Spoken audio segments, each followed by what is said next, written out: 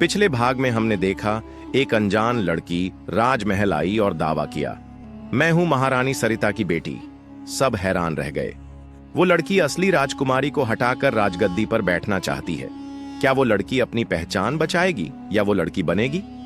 नए राज्य की रानी आरुषि महल में आई और दावा किया, मैं महारानी सरिता की बेटी हूं। महल में सन्नाटा छा गया।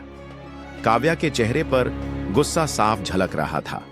कुछ ही दिनों बाद एक पुरानी डायरी महल की गुप्त कोठरी से मिली, जिसमें लिखा था कि महारानी सरिता का एक सैनिक विक्रम से प्रेम था, जिसका परिणाम एक बच्ची थी, जिसे जन्म के बाद गुप्त रूप से दूर भेज दिया गया था।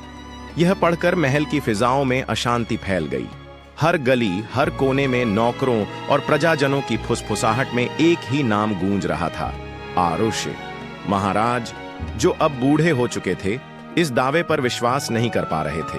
उन्होंने कहा, यह झूठ भी हो सकता है, लेकिन दरबार में फैसला हुआ कि यदि आरुषि वाकई राजवंश की संतान है तो उसे शाही परीक्षा देनी होगी, एक अग्निपथ जो केवल सच्चे वारिस को पार करने देता था। काव्या मुस्कुराई और मन ही मन सोचा, अब देखती हूं कैसे यह सड़क की भटकी हुई मेरी बराबरी करेगी। राजकुमारी बनना इतना आसान नहीं है। लेकिन आरुषि ने ठंडी मुस्कान के साथ जवाब दिया, मैं नृत्य कर सकती हूं काव्या, पर जब मैं नृत्य करूंगी तो तुम्हारा अभिमान धराशायी हो जाएगा। उसी रात महल की सबसे ऊंची मीनार पर आरुषि अकेली खड़ी थी। उसकी आंखें हिमालय की काली घाटियों की ओर देख रही थीं, जहां उसका अतीत छिपा था। उसने अपने गहनों में से एक छोटी शीशी निकाली, जिसमें खून था, जो उसकी मां की कोख से चुराई गई थी। उसने फुसफुसाया, अब देखो काव्या, खून ही सच्चाई उजागर करेगा। उधर राजकुमार रुद्र, जो काव्या का मित्र था और गुप्त रूप से उसे चाहता था, अब आरुषि की ओर आकर्षित हो रहा था। उसकी लाल साड़ी, उसकी नरम चाल, और जब वह आंखें घुमाकर देखती थी तो रुद्र का दिल थम सा जाता था। एक रात उसने हिम्मत करके पूछा, क्या तुम सचमुच काव्या की बहन हो? आरुषि पास आई और बोली, रिश्ते खून से बनते हैं या दिल से? यदि मैं काव्या की बहन हूं तो क्या तुम मुझसे प्यार नहीं कर सकते? रुद्र पीछे हट गया, लेकिन उसका मन अब आरुषि की ओर चला गया था। महल में अब दो शक्तियां थीं, एक काव्या जो शाही खून से जन्मी थी, और दूसरी आरुषि जो गुनाह के खून से आई थी, पर जिसकी आंखों में ताज की भूख थी। बीच में खड़ा था रुद्र, जिसका दिल दो दिशाओं में बंट गया था। महल में तनाव बढ़ता जा रहा था। काव्या बाहर से मुस्कुराती थी, लेकिन भीतर जल रही थी, क्योंकि रुद्र अब उससे दूर हो रहा था। रात के समय महारानी सरिता आईने के सामने बैठी थीं।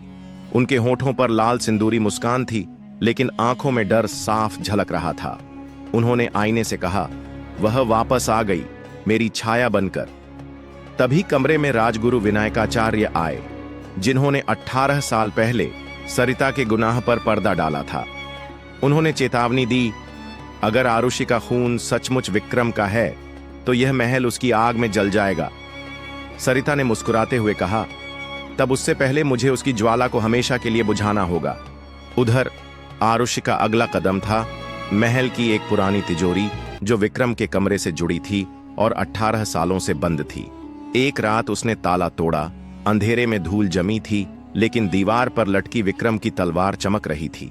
पीछे एक खून से लिखी चिट्ठी थी, अगर मेरी बेटी कभी लौटे तो उसे बताना, मैं सिर्फ सैनिक नहीं, इस राजवंश का असली वारिस था। आरुषि कांप उठी। अब उसकी रगों में सिर्फ सरिता का खून नहीं, बल्कि विक्रम की विरासत भी दौड़ रही थी, जो ताज का सच्चा दावेदार था। काव्या को शक हो गया कि रुद्र अब उसका नहीं रहा। उसने अपने गुप्त सेवक से कहा, अगर आरुषि को हटाना है तो पहले उसका दिल तोड़ो। रुद्र को बुलाया गया और काव्या ने उसके सामने झूठी कहानियां और एक नकली प्रमाण पत्र रखवाया, जिसमें आरुषि को धोखेबाज दिखाया गया। रुद्र का दिल डोल गया। अगले दिन जब आरुषि ने रुद्र को देखा तो उसकी आंखों में प्यार नहीं, बल्कि संदेह था। आरुषि ने आसमान की ओर देखा और बोली, अब अगर अकेली ही रहूं तो भी इस ताज को आंधियों से छीन लूंगी। आरुषि अब सरिता के हर कदम पर नजर रखने लगी। एक रात उसने सुना कि सरिता अपनी दासी से कह रही थी, उसे रात्रि भोज में जहर दे दो। अगली रात भोजन कक्ष में सब मेज पर थे। आरुषि को जहर वाला प्याला दिया गया। उसने प्याला बदल दिया और अब वह काव्या के सामने था। काव्या ने बिना सोचे प्याला पी लिया। कुछ ही पल में उसका चेहरा नीला पड़ा और वह जमीन पर गिर पड़ी। महल में अफरा तफरी मच गई। रुद्र दौड़कर काव्या को उठाने लगा। आंसुओं से भरी आंखों से उसने चीखा, तुमने यह किया आरुषि? आरुषि ने कहा, अगर हिम्मत है तो अपनी मां की साजिश देखो। रुद्र को सच का एहसास होने लगा।